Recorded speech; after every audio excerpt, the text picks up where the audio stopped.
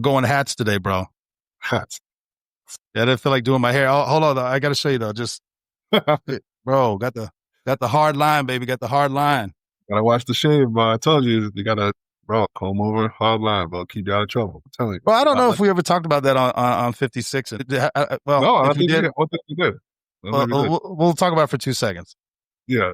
10 years ago, I don't fucking know, but we were deputies, and I had a shaved head, and I wore a glass, and I was still clean shaven, and I wore glasses, and I was probably getting in, I don't know, 20, 30 use of force fights, like scrapping, fighting a year for like, I don't know, 2 or 3 years. And I think it was you though. I think it was you. Mm-hmm. And you said, bro, you look aggressive.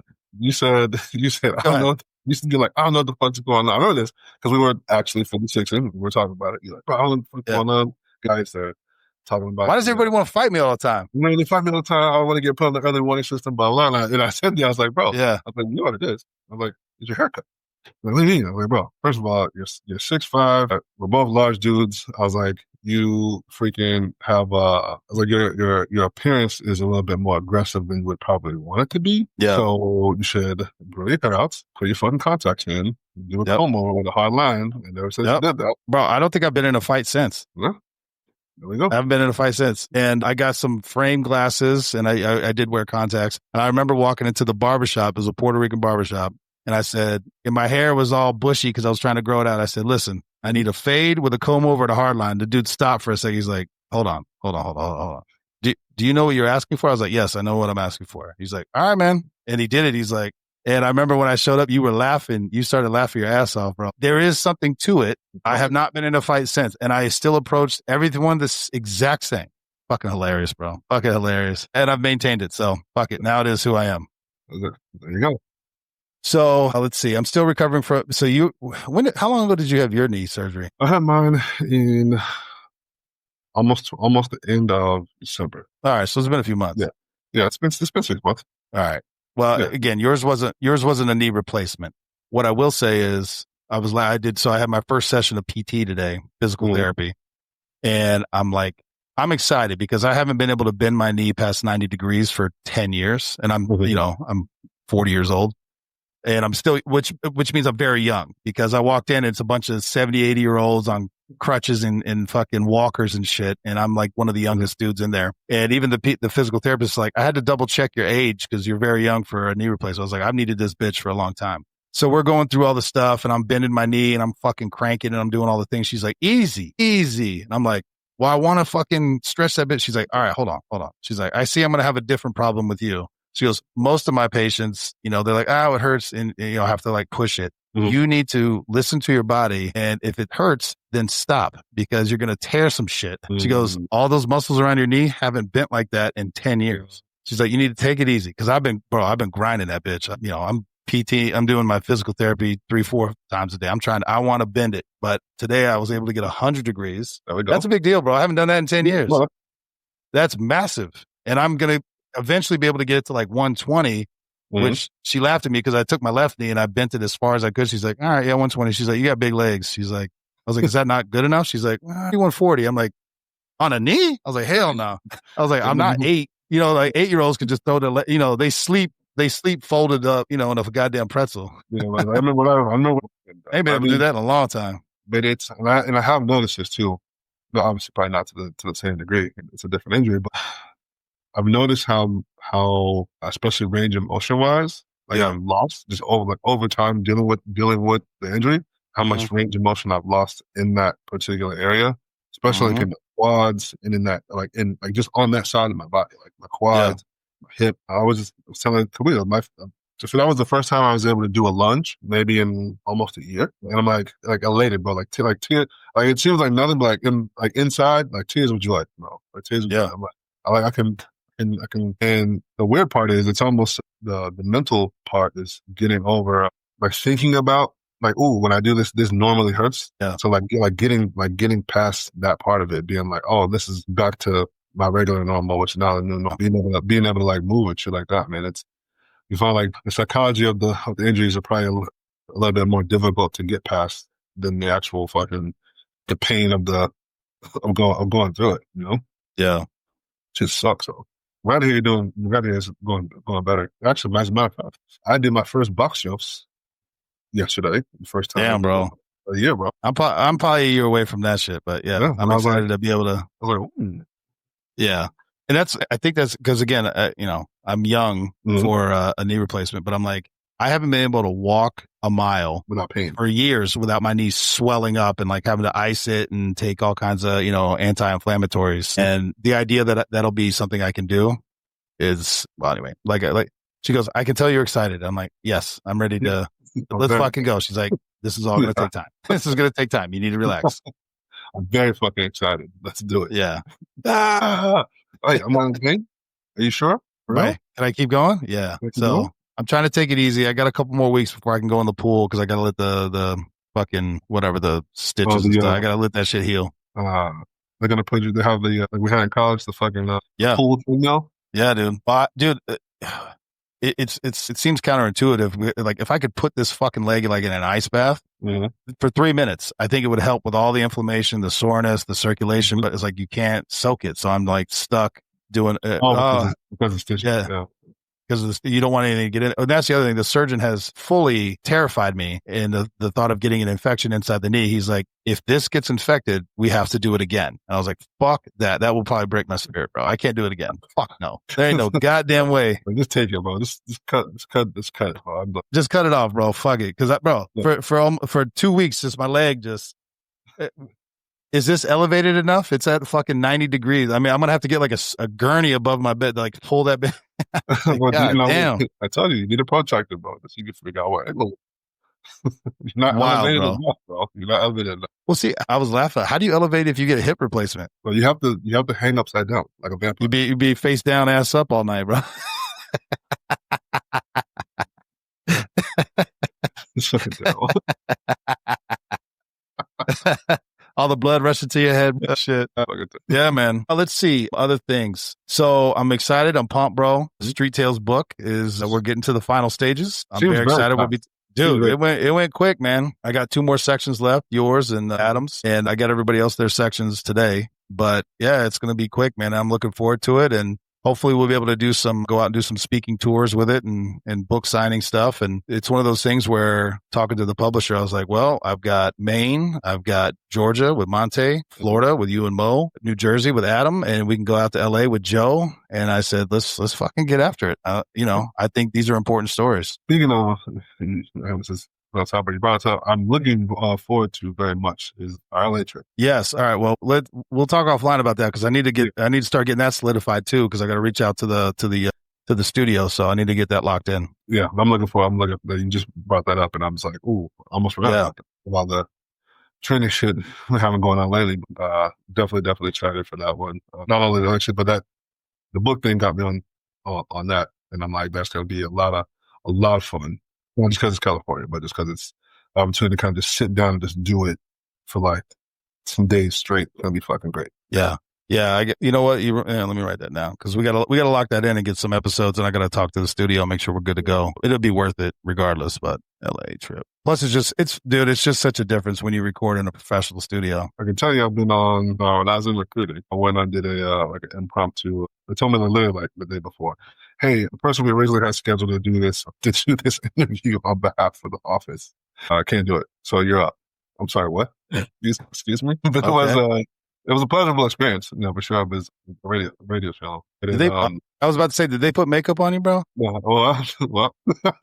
Oh my God, they did, bro? You remember that the YouTube commercial? I do. Yeah, I've done the makeup thing, which is crazy to say. I had the killer makeup on for the YouTube commercial, and then but it was like I said, it is a different experience when you're like hooked up to like legit like in studio like equipment. I was like with an actual engineer and a producer, dude. Yeah, it's legit. No, it ain't. Yeah. It's lights, camera, action. Let's go. Yeah. So I'm like, that's great. Definitely good. It was a nice experience, but definitely looking forward to one meeting Joe and get out there and do some recording. It's gonna be great, especially in that studio. Learning some of the history of the studio. I'm like, just to be in the studio. Yeah. In general, it's going to be fucking amazing. And not let alone to kind of like say, hey, I've recorded in the same studio as, so and so. It's nice. It'll be good. Yeah, dude, it's fun. It'll be worth it. Yeah, you just reminded me. I got to reach out tomorrow. I'll talk to that Tina and Jeff. That'll be a good time. And dude, so yeah, we got a lot going on, man. A lot going on. Which one do you want to jump into first, brother? The interview I did with the French PD, the athletes, Secret Service, or the Epstein stuff? Which one we want to do first? Let's knock out the Epstein there real quick. Because I know that thing is crazy to me. All right, let me just give you my take. And this is what frustrates. Oh, hold on. First shout out, blackout, bro. We got the same shirt on. Represent, baby. Represent. Thank you, John. So Epstein, this is what I'm very frustrated with, is the way that they're handling it is so atrocious. And I'm really not putting it on Trump, so to speak, because he's like, dude, I'm immigration, terror. He's doing other stuff. He's like, what are we talking about? It's almost like Allen Iverson. He's like, we talking about practice, bro? I got other shit going on. Ask the DOJ. That's not my thing. I don't have nothing for you. But this is the point. You arrest a guy for trafficking children. Who were they trafficked to? Right. So that's when everybody's like, is there a client list? If so, when will we get the client list? And for a year now, they've said it's on my desk, And they're like, and now they're saying we have all this child porn and we're not going to release the victims in the video. And everybody's like, nobody wants that. Nobody wants to see that. Nope. Who were they trafficked to? Who was it? Was it all just Epstein? You could say that. Obviously, we all know that that's not true. But it's like this whole word game, shuffling the dice. And it's like, where's the client list? We're not releasing this. It's child porn and we don't want to re-victimize. That's not what I asked you. I didn't say where's the victim list. I said, where is the client list? First of all, they won't answer the question. Where is the evidence? You arrested this man. You arrested him. You charged him for said things, right? Okay. Where's the evidence? What are we doing? And then you have the quote from the prosecutor in Florida that basically they gave Epstein a sweetheart deal because they're like, hey, he's part of the intel community and he was doing this as part of a national security. And he said that out loud in a press conference. And then everybody's like, well, is that true? We're not releasing the victims. Answer the fucking question I'm asking you. Wait, hold on. Yeah. To the point where I'm like, as the women would say, gaslighting me. Like, I was like, bro, I was like, hold on a second. Let's back up. You've been saying all this time, you're doing this, you're doing this, you're doing this. You arrested them, convicted them, put them in jail, but you're not going to tell us what it was for. It's suspicious, bro.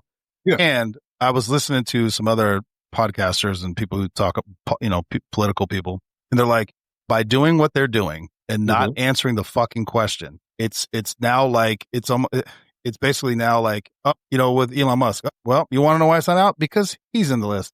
She's on the list. He's on now you can say that to anybody. You're on the list. That's why it's not out. And that's why you shouldn't vote for this person or do business with this person, because you've continued to allude to a list and you're not providing it. Now everyone's on it. Yeah. And it really does make you wonder who's really on it. Like there's gotta be tiers of who's actually on the fucking list, right? Well, and this is the other part. The other part of it is like, because they're like, oh, Trump's, connected to Epstein. Well, Epstein was part of Mar-a-Lago until Trump was like, yo, kick that fucker out. So the dude was tied into all of the most powerful, wealthiest people in the world. That doesn't mean all of them were banging underage kids. But by not releasing anything and not separating, hey, if there's all these videos, who's in the fucking video? If they're like powerful and rich, you know who they are. It's not just Joe Schmo down the street getting flown out to the island. Now you're just guilty of just being in the same space as this person at any point in time. It's like similar to the Diddy shit, right? Like, oh no, he's been doing all this crazy stuff, blah blah, whatever. It's like you've been to a Diddy party. Okay, well, you can say that about a lot of fucking people. Oh yeah, there was 600 people at every party. Yeah, doesn't mean they were all doing Diddy shit. Exactly. Tell us what the fuck is up. Like what's happening? Like, I want to know. Yeah. Not just because. For me at this point, I'm like, who's got the pull to keep this from coming out? Yeah. I mean, to me, that's the bigger issue, is who really has the pull to stop this when we can all see what's happening, and then be like who's scary enough that they'll be like, nah, I'm still not doing it. Yeah. I'm like, hey, if you don't talk to me, you're going to jail. And like in that person's mind, the back of their head, they know whatever, they're like, not worth it. Yeah. Nope, I'm not gonna do it. I'm like, that's what I want to do. And I think it was Michael Knowles, maybe. I'm trying to remember, but he's like, the JFK, the MLK, Epstein, all these things. He goes, these have been things that the government has suppressed for 60 years, 10 years, 5 years, whatever it is. He goes, what makes you think they're now going to just release it? He's like, you're never going to get it. And if you do, it'll be fucking He goes, you're asking the government to snitch on themselves. They're not going to do it. I was like, he made a valid point. You know, what you're going to need is a Snowden type of incident for that kind of thing to come out. Otherwise, we can shut it down. Bro, let's talk about a different side, though. Think about this shit, bro. Think about this. Think about if you're the FBI, whoever it was that went and did the raid on Epstein Island. In your head, I don't know if they thought about this. I'd be like, I'm not going there. Hell no, because now there's only, this many people have seen that evidence. If it gets leaked, that's who they're going after. And I don't want, that's why it's like, I don't want none of that shit. I wasn't there. It wasn't me. I don't have access to it. I wasn't there. I didn't see shit. But see, nothing. I want to be involved. I don't want to. No, absolutely not. Yeah, man. That's a scary thing too, bro. Because think about that shit. The scary thing, because like you said, I know you know. So yeah, bro. Let me tell you this. I'll have to keep it vague because I can't talk specifics. But I was working on a case, and I'm just following the evidence. And I ended up going out to L.A. I'm in Beverly Hills, following the evidence, and these are all victims of a fraud. It was somebody who was perpetuating fraud. And I end up going to this mansion in Beverly Hills, and I'm just trying to get all of my victims. That it was a name on a sheet. I don't know who these people are. I go in, I'm interviewing, and the guy's like, "You don't know who I am, do you?" I was like, should I? I don't know who you are. He's like, "Yeah, I'm surprised that you're here, not the FBI and all these other things." I was like, "Why?" He goes, "Oh, I've been under surveillance for like 10 years." I'm like, "Wait, what?" And I'm like, "Hold on." I stopped for a second. I had backup with me, but I'm like, whoa. He's like, I shit you not. We leave there and I start making calls. I get a call from the head of the FBI in LA and the head of the agency I work for to go to their office. Why were you there? And why were you talking to him? I was like, oh, well, he's a victim of this. He's like, yeah, no. I was like, well, he was on the thing. Okay. He goes, yeah, don't put that in your report. It was like that, bro. I was like, oh shit. You know what? I'm not asking any fucking questions. I'm not going to ask any questions. I was like, I ran his name. Nothing, usually if there's something going on, there's a flag or whatever. None of that came up, bro. Yeah. So this shit does happen. Imagine you're a beat cop and you're just trying to, crime occurred. You're just figuring it out. And all of a sudden you're like, wait, what's happening? Why y'all coming down on me? I'm just, what's going on? Yeah. Yeah. They say knowledge is power, right? And it is, right? But I think sometimes, you take that cliche and you think like, the more I know about like science and physics and math and I'm like, that's not the kind of knowledge that we're talking about. That ain't the kind of knowledge that we're talking about at all. Bro. It's like, yes, that knowledge is power, but knowing things that other people don't know is also power. Man. Yeah. And you see it at your workplace, agencies. How the fuck did that guy become a whatever? He jumped up 2 promotions? Damn. He must have dirt on somebody. But you see it's like that. You see it in like politics. You see it in it's like day-to-day life. You're like, how do you keep going up? Okay. I'm seeing, I'm tracking. Yeah, exactly. I got it. Yeah. But yeah. Oh shit. So yeah, the Epstein thing, I don't know, bro. I don't think we're ever going to get that. Yeah. I mean, I was kind of hopeful that we actually might get it, especially in this day and age. Yeah. Then again, but like I said, that's what makes it even more intriguing is the fact that we are in this day and age and still not getting it to the point they're pretending like they didn't even have it. I was like, oh, you guys just said like 6-7 months ago, we got the evidence and now you don't have it. It doesn't exist. Well, and I'm very surprised. This is what I mean. There's something powerful, bro. It has to be because you had Kash Patel and Dan Bongino. Bongino had a podcast. He was all over that shit. Like, we need the list. Where's the fucking list? I want the list. Kash Patel's like, this is a cover up. Y'all should release it. And then they're now running this shit. And they're like, now you run it. And now you're like, it's not coming. He's like, nah, he committed suicide and there's nothing to see here. Hold on, bro. Okay. What happened, bro? All right. If that's the case, tell me why you believe that now.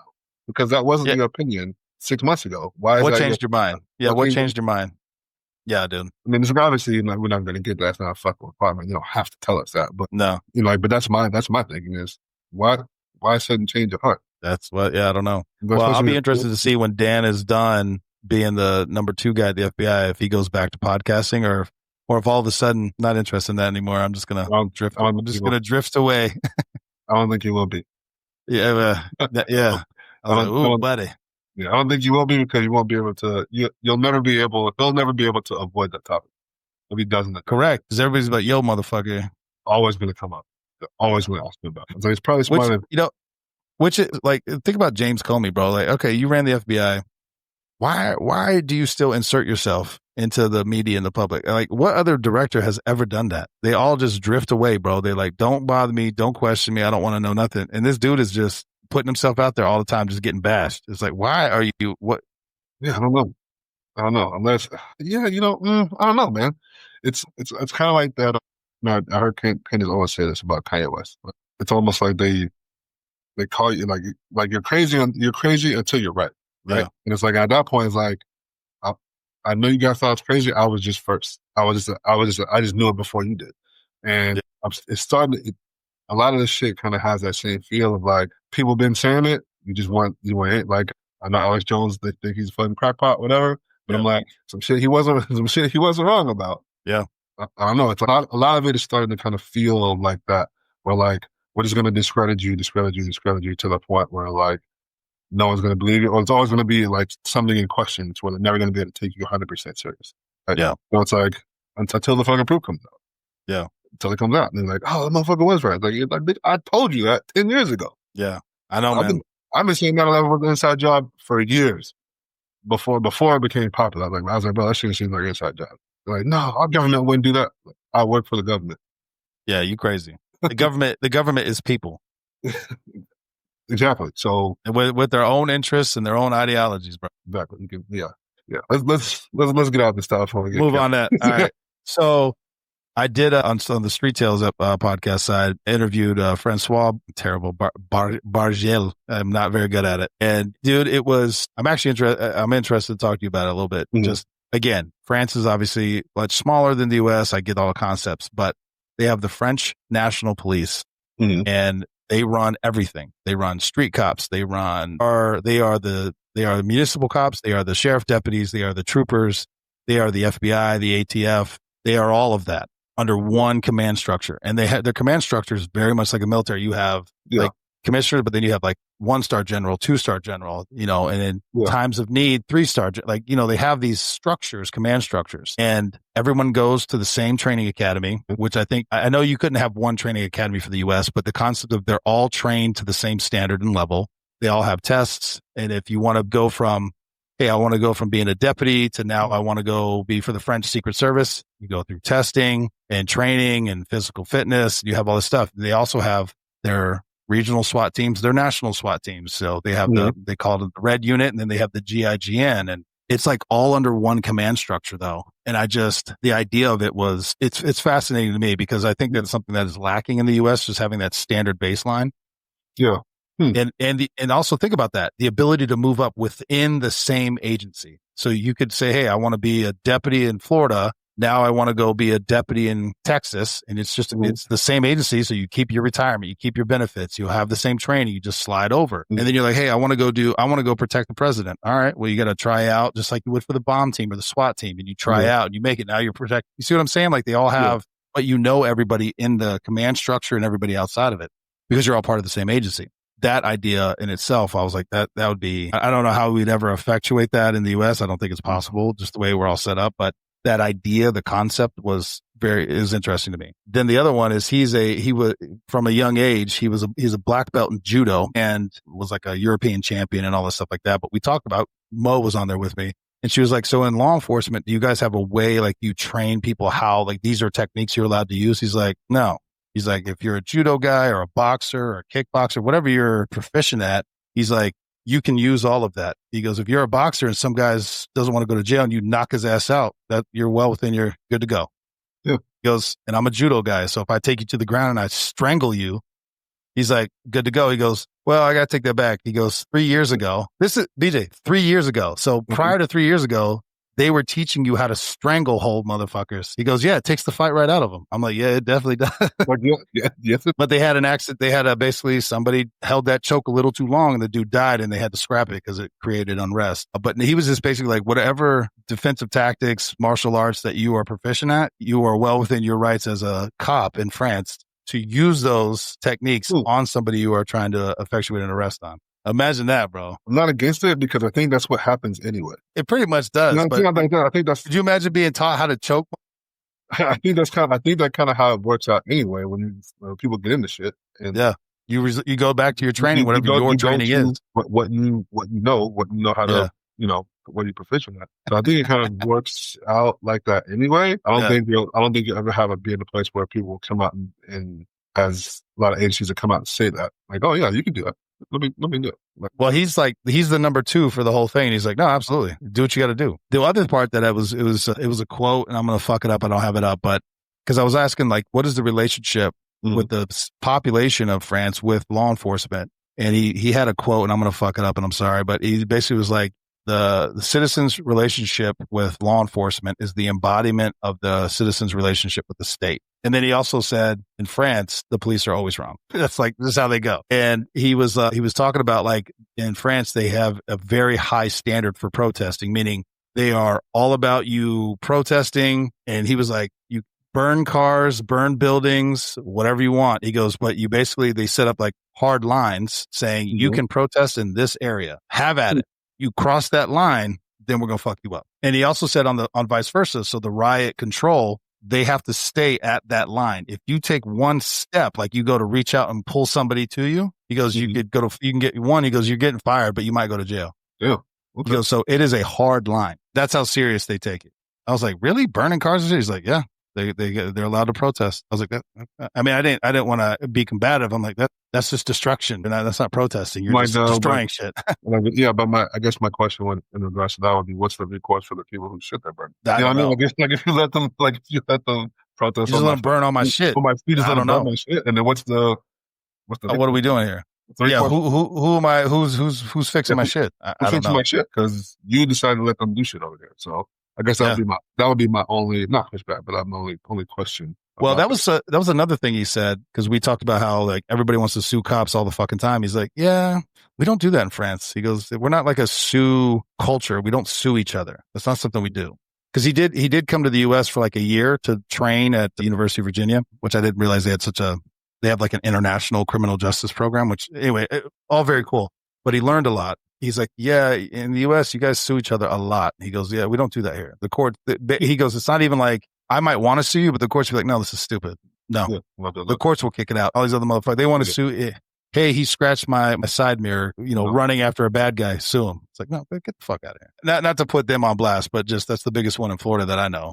I'm going to get sued, bro. I guess you could say that's part of the beauty of this seek competition, I guess, in the court. Well, isn't it Charleston White who talks about like he would sue everybody he ever worked for? He would read all their policies, and if they violate, he'd sue them. He's like, I'll take my 10 grand and I'll go find another job. I feel like he wasn't being serious, but I mean, I don't know, bro. I'm sure there's people who make a living doing that kind of stuff. He's a professional troll, but I don't know, man. No, he's the professional troll fucking goat. Bro, just saying shit to get people wilding out, bro. And they fall for it every time. It's like, who cares what that dude says? Who gives a shit? I don't care what he says. I don't care what a lot of people say. Didn't he was, we talked about last time, he was going off on King Von and all. It's like, bro, are you crazy? He's like, I'm in Texas. What are they going to do down here? I was like, all right, bro. I don't want that heat, bro. I don't want no one to try to come find me. Yeah, I'm good, man. I'm good. Fucking crazy. I'll leave people alone specifically for that reason. Damn right. Damn right. we got to talk about it because it popped up, and I've talked about it before, but the Secret Service agents that got punished. What do you think? This is why I think it's bullshit.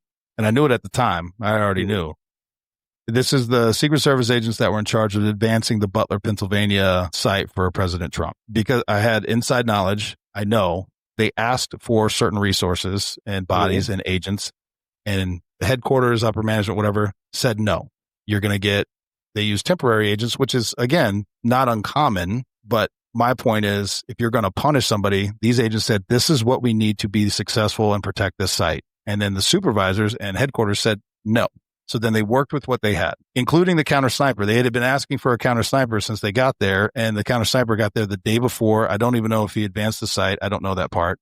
But you're there for one day as opposed to you're supposed to be there for a week. And I don't even know that they had a week. I think they only had 3 or 4 days. And that's a whole nother thing. Campaign, it's like all the rules and policies get thrown out the window. You might advance a site 12 hours before the site, which is just, again, and this is what agents have all said, is like, you're just waiting. You're asking for something bad to happen. For policy, we're supposed to have 7 days to advance a site. You're giving me 12 hours or 3 days or whatever. And we have to think of all the things that could go wrong. Whatever. Clearly, it was a massive failure. But the supervisors who said no, who signed off on the security plan, who probably weren't there, like the ones in headquarters, but the ones who were there, who did the walkthroughs, reviewed this, because that's the thing. As an agent, you go, you do the site security, you write it all up, and then you have to walk a supervisor through it and say, this is what we're doing, this is what we're doing, blah, blah, blah, blah, and they sign off on it. All the supervisors got promoted. And the agents, one of which I know was like brand new, like maybe a couple months out of training, those guys all got punished, suspended without pay. It infuriates the shit out of me. What's the term? Shit rolled downhill? I don't even know much more to say than that, because it's like, I'm telling you, this is what I need to be successful. You told me no. I worked with what I had. Shit went sideways. Now I'm in trouble because you said no. Yeah. That sounds about right. It sounds like government work. It makes me want to throw up, dude. Yeah, you feel bad for I feel bad for them. But and keep in mind, they have a manpower shortage issue. How are you supposed to like? Did you really expect for it to turn out any other way? Well, because I know better, no. But the common sense version of me, some supervisors should have been held their feet to the fucking fire, bro. Demoted. I'm not saying everybody got to get fired, but demoted. Instead, they all got promoted, bro. It blows my mind, dude. And you fuck the guys on the line who are actually trying to do the work. Yeah. Yeah. Yeah. And this is after a congressional paper came out, I think in December, saying they've identified numerous flaws in the training, the traveling, supervision, where this was inevitable from leadership.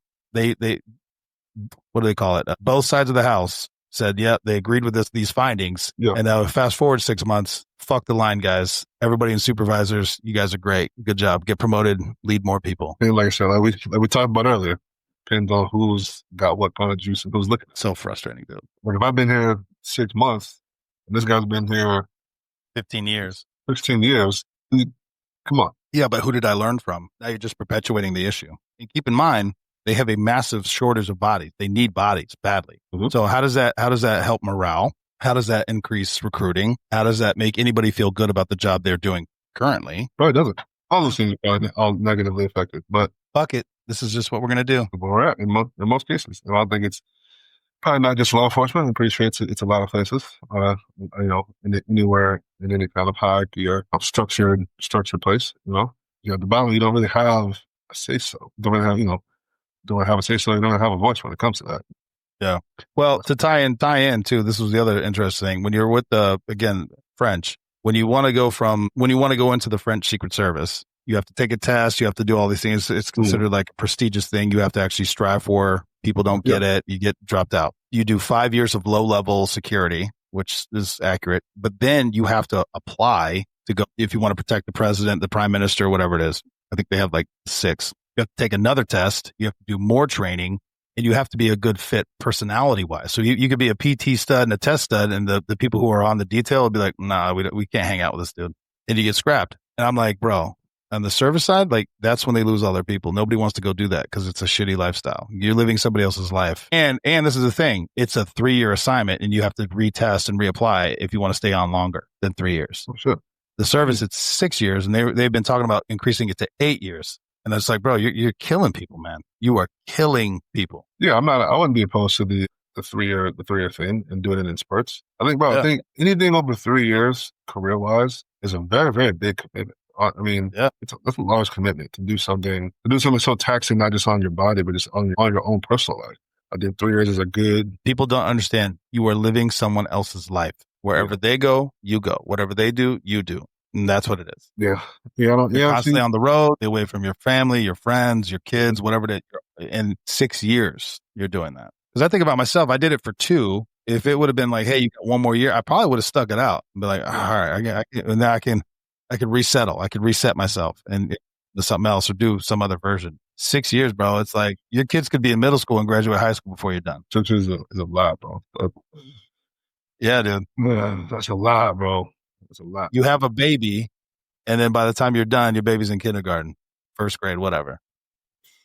And that's how long you've been on the road gone. Yeah, no. Yeah, bro. They don't care though. They don't think about that shit, man. Right. And again, this isn't the line agents. I'm telling you right now, the one thing I miss the most is working with my team, my guys and girls, whatever. Well, yeah, but I mean that's all. But it's like the leadership; they just don't give a fuck, bro. I mean, I think that's everywhere, bro. It's like that's what I was having a conversation with somebody the other day, and like it's even just like on those. I mean, we've been on hundreds of squats, right?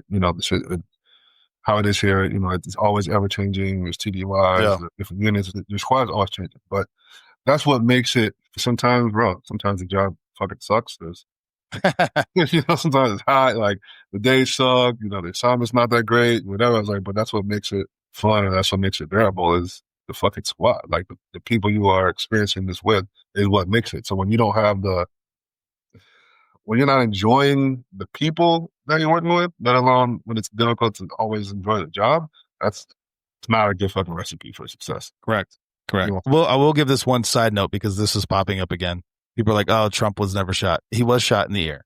Mm-hmm. Now, what I will say, it was a nick.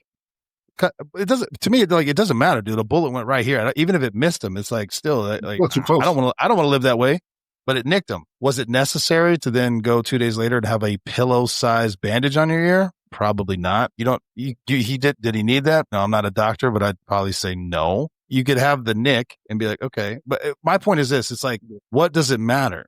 2 people are dead, bro. Those were real bullets. Yeah, they keep forgetting that part of the story. They leave those people out. It's like this, it still happened. Even if nothing grazed him, came close, like, I don't know why it takes away from what happened, the event, right? Mm-hmm. I don't know. I'm gonna stop on that because I don't know where I'm gonna go with that. But it's just it's like, why can't we all just live in reality? It's like it happened. The fact, he got up and had the thing and all that. There's variations of that. I talk to people who believe it didn't happen or that was asinine. And I could tell you as agents, we were all watching it. Let me do it this way. When Reagan was shot, the detail leader grabbed him by the body in like a bear hug, took him, threw him in the limo, stripped him down, ripped all his clothes off as per policy. And that's the only reason he even knew he was shot, because he stripped his ass down naked. It was like making sure he's not, and they're like, oh my God. And they took him to the hospital. To me, watching it unfold on TV, I was like, what is either you dogpile him, you cover him with body armor, or you pick his ass up and you throw his ass in the armored car. You know what I'm saying? Like this whole like getting his shoes and making sure he's okay. I was like, bro, bullets are flying, bro. We need to go. We need to go now. Still in the line of fire. Really? Like we don't know what's going on, dude. Yeah. All these things can be true at once. Yeah, the whole thing seemed chaotic, but like you said, it is chaotic, bro. Think about what's going on. Like that should never have happened. You're like, oh, he didn't get shot. I was like, well, can we at least agree that he had, at a minimum, got shot at? Can we agree? There's people dead behind him. So yes. That part because how do we explain that? Yeah. It's one of the things about the shit seems so crazy. It's happening all the time. And it's like, not even that into the like, and in some cases, it's like, what, is this a distract where something else is going on? Right there seems a little more chaotic than normal. But well, now I would say yes. But when it happened, no, it's just that shit happened. Yeah. So when it makes sure I was like, what the fuck is happening in the world? Yeah. What is going on? And then, you step into your normal life and it's like, people are like, yeah, again, this is why I always watch the fucking news. But it's like, bad thing. All this is happening. And you step outside the front door and I'm like, well, no, man, it seems fine. It's not raining. Not raining here. Yeah, it's like, well, my phone works, the internet works, my lights are on, the AC's rocking. Mm-hmm. I'm about to go eat some good food. What's happening? The world's falling apart. Oh, okay. Okay. Well, maybe where you are, but not where I am. It seems here. I want to touch on this too, and you tell me what you think, because this was the other thing, and I think this was on the news or something. Again, everybody has to have a fucking shitty opinion because it's Trump. They're like, they think it's all bullshit because they're like, who, when you're getting shot at, you're worried about your shoes. Once again, BJ, people's houses have been on fire, wild shit's going on, and they run out and they have like a spaghetti strainer in their hand because that's what they felt like they needed to grab something. You don't know how you're going to react when the shit's popping off. You just do stuff that you're like, it's happening so fast in your head that you don't know how people are going to process and react. This guy is a businessman. He's an older gentleman. Businessman. I'm assuming he's never been shot at before in his life. And he was just like, where's my shoes? I've seen women when their house is on fire and they're like, they come running out and they have like, sticks in my mind. She had the spaghetti strainer thing. And I'm like, of all the things in your house, that's what, okay. Are you okay, man? Like, let's just, and they're just holding on to it like, yeah. No, I'm confused. Wait, is your house on fire? What's going on? Why are you making spaghetti? What are we doing? Yeah. People just do stuff. I don't know. I don't know how to explain it. People do weird things, man, when they haven't. And again, it's not just like when they haven't, again, I don't think most people would anticipate negative things happening or being shot at. But, I don't think most people anticipate, plan for bad things to happen. And not necessarily bad things happen to you. Adversity comes for all of us. All the time. Nobody's immune to adversity or difficulties in their lifetime, right? But when it's hectic, chaotic things in the moment and don't really have time to think about it. A lot of people are just reacting and have no idea what they're doing. They don't even know what they're reacting to. They don't even know what they're reacting to because they haven't processed it yet, right? And obviously with with the type of jobs that I'm doing, it's like it's like you can see it. They're like, "How you stay so calm?" I was like, "Well, I planned for this." Yeah, I think about this shit all the time. I think about this shit all the time. And they're like, "Really?" I'm like, "Yeah." I'm like, "I don't know what world you're living in, what bubble you're in. They just can't happen." At some point, I was like, I plan ahead. Like I was like, I back into every place I'm into, except for Lowe's, Home Depot, and Costco. That's it. I mean, who else gets back in? It's like, why? I was like, because what if I need to get out of it? What would be happening that you? I was like, it doesn't fucking matter. The fact is, I don't know. Listen, I'm at least one step ahead of you. Yeah. While you're trying to figure out how to back out, I'm out of here. Like I'm a step ahead of you because I thought a little bit further, right? And I could, you can kind of tell, you can see it where people kind of just like move through life with any kind of like worry or like thought into bad things happening. Where it's like it was like the argument. This is probably sidebar, but people like it's all on a podcast. So like a lady was saying, I should be able to dress how I want, wherever I want. And the general was like, you're absolutely right. You should be able to do that. You should have the freedom. It's like, but the reality says that if you do certain things in certain places at certain times, the likelihood that negative things will happen increase or decrease by. Yeah. Like why? It's like it was almost like, why does that not occur to you? But I was like, you're right to do something doesn't mean that bad shit won't happen to you. It's like we try to prevent it if we can. I don't understand. I think most people don't take that next step in a thought process to account for that. I'm like, well, that's what you fucked up. I'm not saying that you deserve it. If something bad happens to you, I'm not saying you deserve it. I was like, but this probably could have been avoided had you thought a little bit more ahead. And I think people need to realize there's bad people, bro. There's bad people that just want to do bad shit. Yeah. Yeah. It's just what it is. Bad things do happen. And if you can't prevent everything, but in some cases, you're like, the likelihood of something bad happening if I do this is probably a lot higher. Well, we talk about this all the time. Oh my God, I can't believe I can't believe a drunk driver hit me on New Year's Eve. Okay, listen, it could happen at any time. I agree. It could happen at any day of the week. I agree.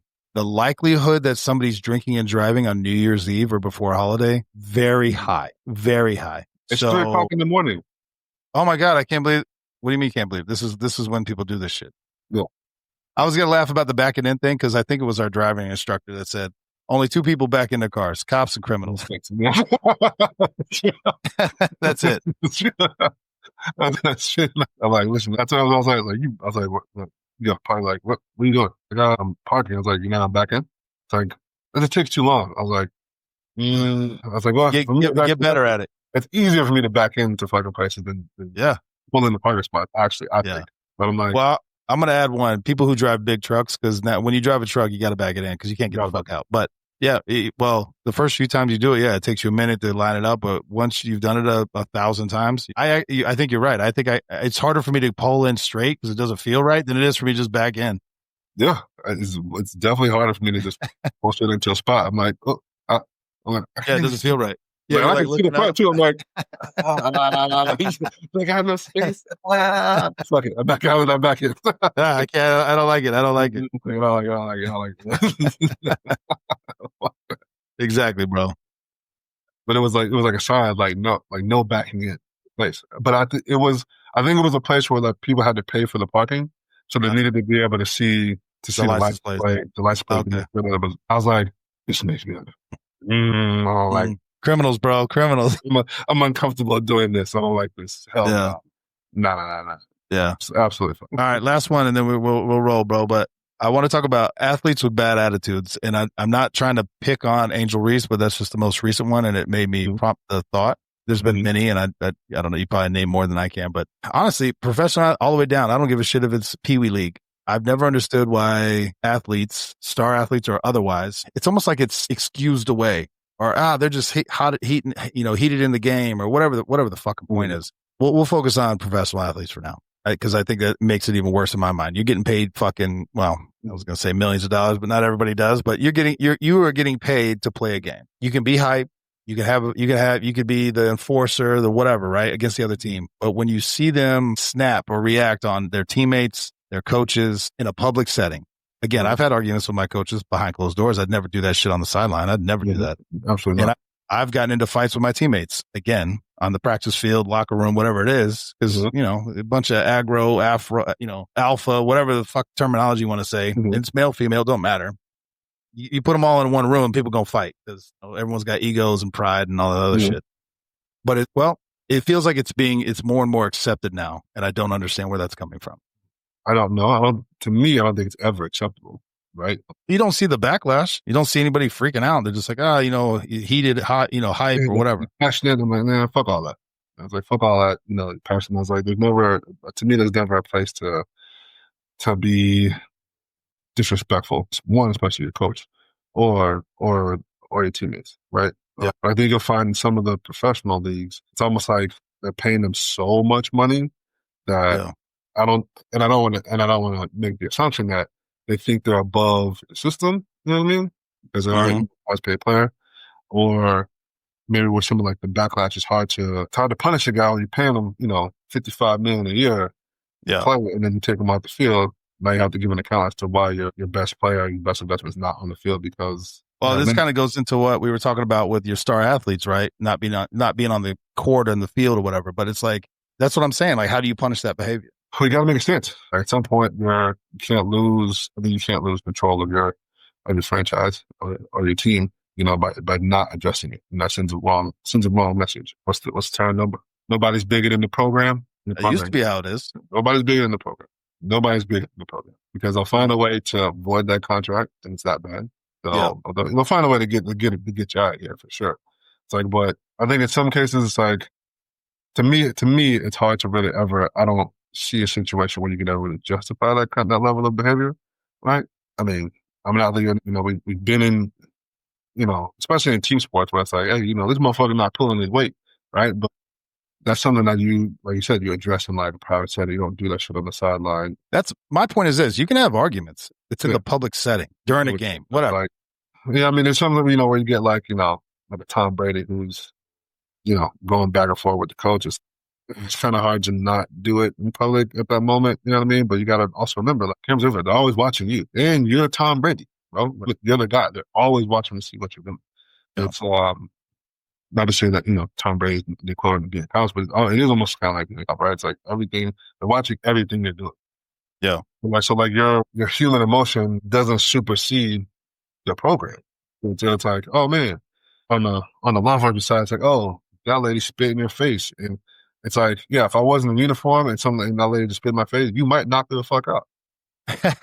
You know, like, but like that would probably, that might be your reaction in the moment. But like, if the backlash is different is if you were in street clothes, right, on your own time, versus like, oh, you were working, you're in uniform, like, oh, you don't get to have that kind of human emotion. You have to be better than that.